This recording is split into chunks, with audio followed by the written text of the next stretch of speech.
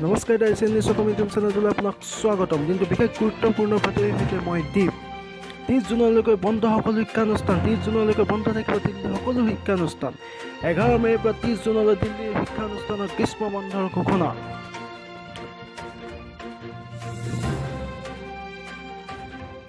বহিৰাজ্যত আবদ্ধ লোকক অসমলৈ অনাৰ বাবে SOPৰ প্ৰস্তুত। 10 মে'ৰ ভিতৰত স্কুল দি পঞ্জীয়ন কৰিব লাগিব। অসম সীমান্ত পৰ্যন্ত নিজা খৰচত আহিব লাগিব বহিৰাজ্যত থকা আবদ্ধসকল।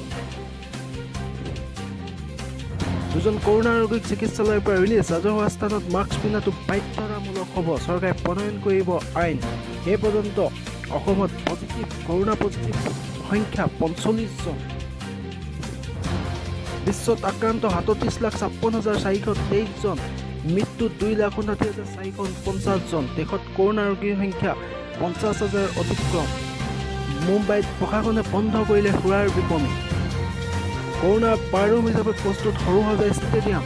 বহিৰাজ্যৰ পৰা অহাসকলৰ বাবে কোকৰাঝাৰ, যোৰহাট, তেজপুৰ, শিলচৰত স্থাপন কৰা হ'ব নিৰীক্ষণ কেন্দ্ৰ। অসমলৈকে 1 লাখ লোকক কোৱাৰেণ্টাইনৰ বাবে সাজু চৰকাৰ। বিশ্বজুৰি আতংকৰ মাজতে আশাৰ বতৰা। কৰোনাৰ প্ৰতিষেধক আৱিষ্কাৰৰ দাবী ইটালী। মৃত্যু উপত্যকাত পৰিণত দেশখনত টাকিছ নামৰ এটা প্ৰতিষ্ঠানে প্ৰস্তুত কৰিছে প্ৰতিষেধক।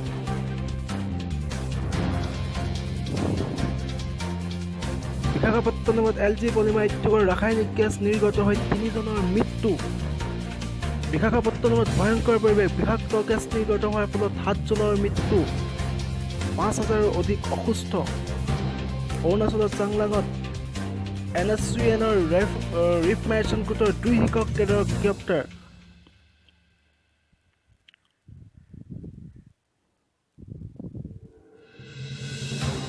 PM কিষাণ আঁচনি পৰ্বতীম দুৰ্নীতি। ক্ষুণ্ণ মন্ত্ৰী অতুল বৰা নিলম্বন। বৰপেটা জিলা কৃষি বিষয়া অভিযুক্তৰ বিৰুদ্ধে এজাহাৰৰ নিৰ্দেশ।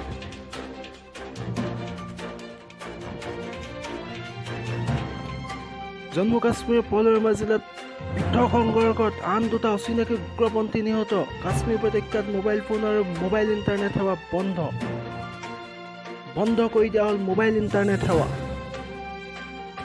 কৰ্তব্যৰত আৰক্ষী বিষয়ক অশালীন আচৰণ। মংগলদৈ কলেজৰ প্ৰবক্তা ৰূপাৰাণী ভূঞাক গ্ৰেপ্তাৰ। আব্দুল মালিকৰ বিৰুদ্ধে ছ'চিয়েল মিডিয়াত দিছিল বিতৰ্কিত মন্তব্য। ডেংগু ৰোগৰ পৰা সাৱধান হওক। যদি আপোনাৰ অতিপাত জ্বৰ, মূৰৰ বিষ, গাঁঠি বিষ হৈছে, ততালিকে ওচৰৰ চিকিৎসালয়ত যোগাযোগ কৰক।